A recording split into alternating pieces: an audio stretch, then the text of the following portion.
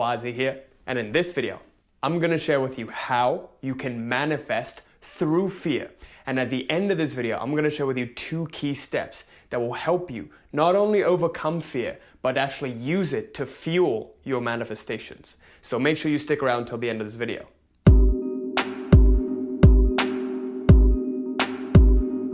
Before I begin this video, I wanted to quickly announce that I'm doing a free giveaway of my book, Life Mastery. If you want to enroll into a competition to win this book for completely free in the ebook format at the end of the week, just comment Life Mastery down below, and every single Friday, we'll be picking one lucky winner to get this book for free. Also, I'm super excited to announce that spots have opened up for a limited time for the one-to-one consult for the Reality Mastery program, so make sure you wait till the end of the video for the announcement on that. And with that, let's get started with this video. So in this video, I want to talk to you about manifesting through fear. And now, you might be wondering, well, how does one manifest through fear? Aren't you supposed to feel inspired and joyful? And not necessarily, because we can't always feel in those ways. But that doesn't mean that you can't manifest or still aid your manifestation even when you are feeling fear, when you are feeling down, when you are feeling low.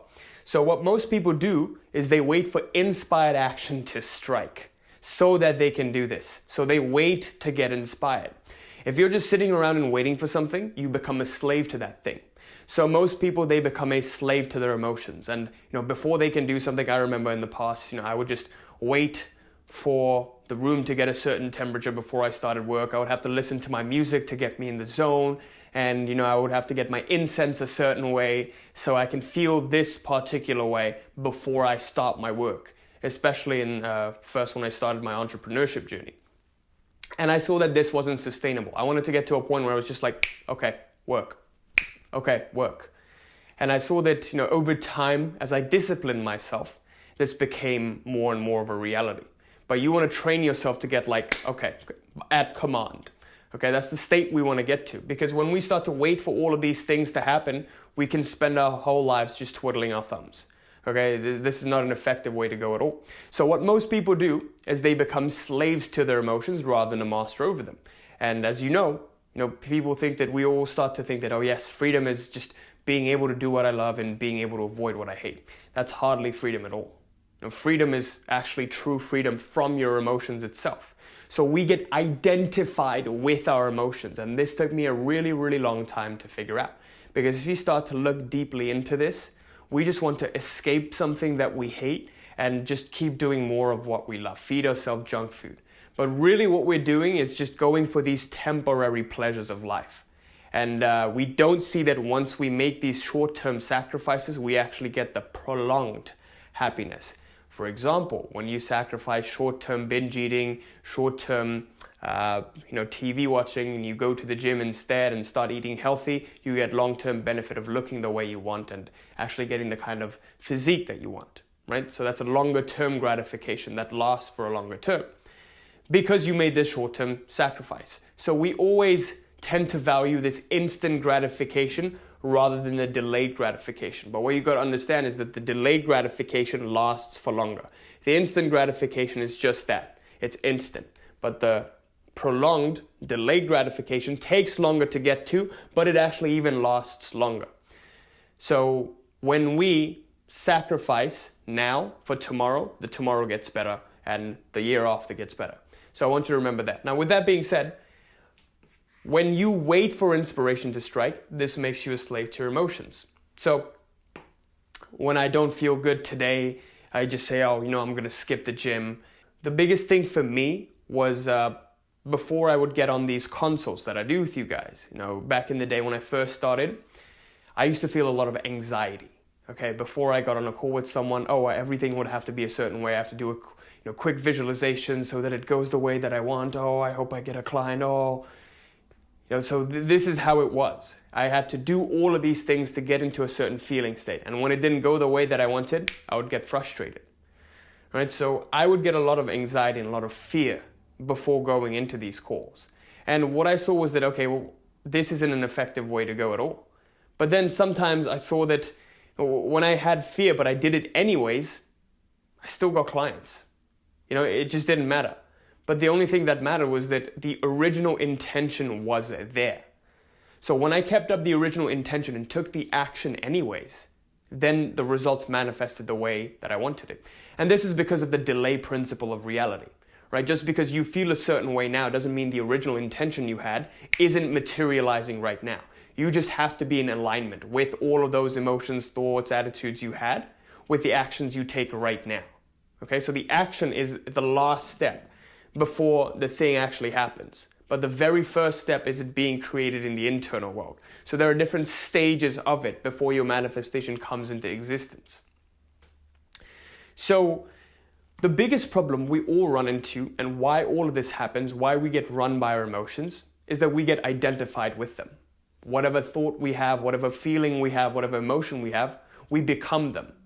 We say, I am happy, not I am feeling happy. We become the happiness. But then, I am sad. Oh, I am afraid. We become these emotions. Now, this is just me, giving you an example of how we use it in daily language. But what happens is when we feel these emotions, we actually become them. So there is no separation between the consciousness and the one that actually feels, the observer. The observer isn't there.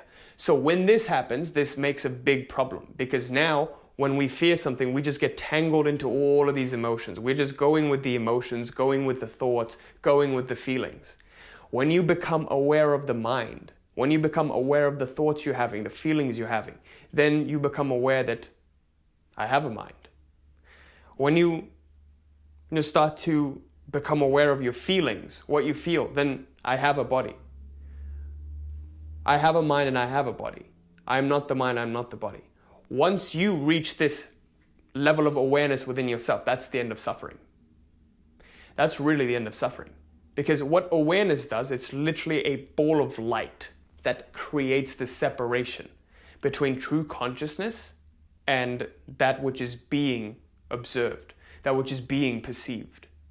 So this separation is crucial because you want to use consciousness as a mechanism, as a tool to create that life that you want, right? So now I want to share with you two biggest keys that has helped me personally get to a point where I overcome this fear and actually use this fear to propel me towards the kind of success that I wanted. Now remember, I mentioned to you that it didn't matter what I felt, right? Even when I did the action out of the original intention that I had, it still worked out the way that I wanted. Even when I went to the gym, even on days that I didn't feel like going to the gym, what I saw was that I was actually evolving. Step number one to really overcome fear is to learn to see fear for what it is. It's just an emotion. When you begin to see this emotion for what it is, you no longer identify with it. Awareness is coming between these two things. This ball of light is actually starting to show you the distinctness, the separateness between the two things, right? So this is the feeling, this is the observer, this is the one that's feeling. All of these separations are coming about. Once this separation comes about, now you can choose. Now you have the power of choice whether or not you're going to let this run you or you're going to run it. Okay? So first of all, learn to see fear for what it is. It's just an emotion. It is just you putting too much importance on something. So really think about it this way. When I feel fear, what am I putting too much importance on? Oh, well, before I go on this consult call, I have an expectation of how I want it to go. Oh, crap, what if it doesn't go that way? That's when this fear comes. So there is an importance put on it, okay? So when I put this importance on it, naturally there's no other way but to feel fear. Because now this becomes life or death. This is the very basis of my survival. All fear leads back to the fear of survival. If you look at every single fear that you have, it always leads to the fear of survival. It becomes a life or death thing. This is the ego function. Okay? So you first of all start to see fear for what it is, which is heightened importance. And next what you do, so step one is in two parts. Next what you do is change your relationship to this fear. So right now, you're seeing this fear as you. But once you start to see this fear as not you, but just an emotion, now you can change your relationship to it. So unconsciously, you're telling yourself, oh, this fear is bad. I shouldn't feel it. I shouldn't be feeling this because if I feel this, then it won't manifest. Oh no. Instead of that, say, it doesn't matter that I feel this fear. Even though I feel this fear, if I just put it to the side and do what I needed to do anyways, it will happen the way that I want to do. And it will. This goes to show that when I told you that I got on console calls and they went the way that I actually wanted them, even though despite me feeling fear, that goes to show that it doesn't matter what I feel. It doesn't matter what I feel. It matters what the original intention was that I set about that task with. Okay, so before you go up for a big event, a big interview, there's always going to be a little bit of importance to it because you've never experienced this before. Oh no, what if I don't do well? And again, this fear is rising from the fear of death, the ego death. Like, oh, if I don't do well, then I die. If you really dig down deep onto all of these things, you'll see that it all stems from the fear of death. So when you go before a big event happens in your life, before a big interview, before a big event, you feel fear. You start to see this fear for what it is. First of all, it's an emotion. It's just an emotion. It doesn't have to control you. You can control it. You can move past despite it. And then you change your relationship to it. Instead of saying, oh, well, this fear is bad, you say, oh, this fear is good. This means that I'm actually doing something that is going to help me grow.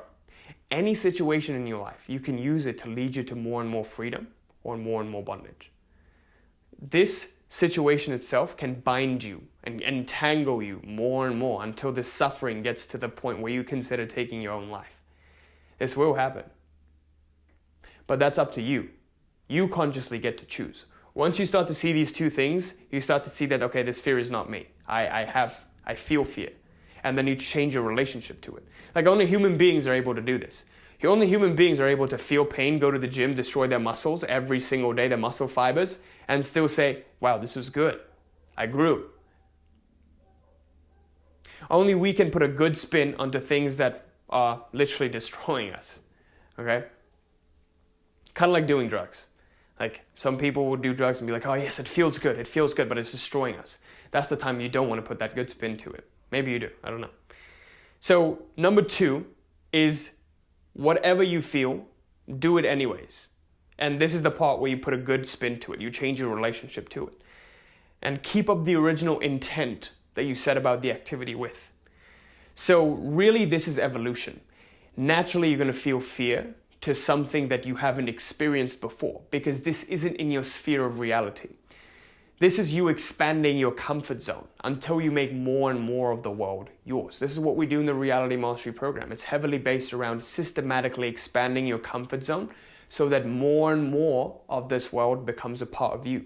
This is you becoming part of the world. This is you getting uncomfortable, getting outside your comfort zone, making more and more of the world you becoming one with this outer intention there is. The more you do this, the less fear comes over time. If you just overwhelm yourself, if Quazi overwhelmed himself with console calls, then it's just going to be natural. Just like me snapping my fingers, going on command and starting work. If I do 100 console calls every single month, then obviously it's not going to be as fearful as when I did it the first time. My very first month, my very first call, right? So you want to get to that point. So just to conclude this video, let's recap the key points. So first of all, most people wait for inspiration to strike before they do something. This is very, very ineffective. This is exactly what you don't want to do.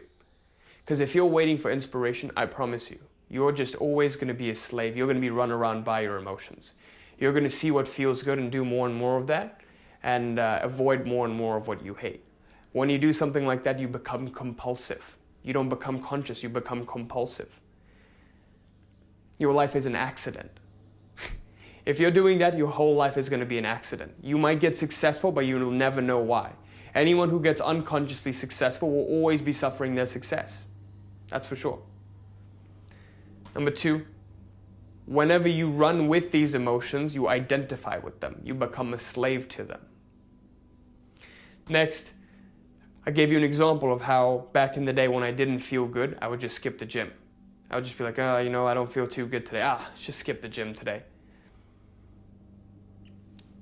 But now, when I don't feel good, I go to the gym anyways, because now my relationship to this feeling has changed. I say, oh, I don't feel good, I'm going to do more and more of this, because this is going to lead me to growth. The more uncomfortable this is, the more I'm going to train my willpower, the more I'm going to get to growth. This is growth. This is evolution. The biggest thing I had was fear and anxiety before I jumped on a call with someone. Before I jumped on a sales call, a consult call, I saw that, oh, well, I don't want to do this. Oh, what if this doesn't go the way that I want? I did it anyways. And why that works? Sometimes, surprisingly, even though I did it anyways, it works because you go on with the original intention that you had. The original intention that you had gets captured in the actions you take. Okay? So the biggest problem people go through is identification with their emotions, identification with their thoughts, identification with their feelings. When you do that, you just become a bundle of compulsion. You just move around. When the emotions are good, you go with the good emotions. When the emotions are bad, you go with the bad emotions, and everything is happening accidentally to you.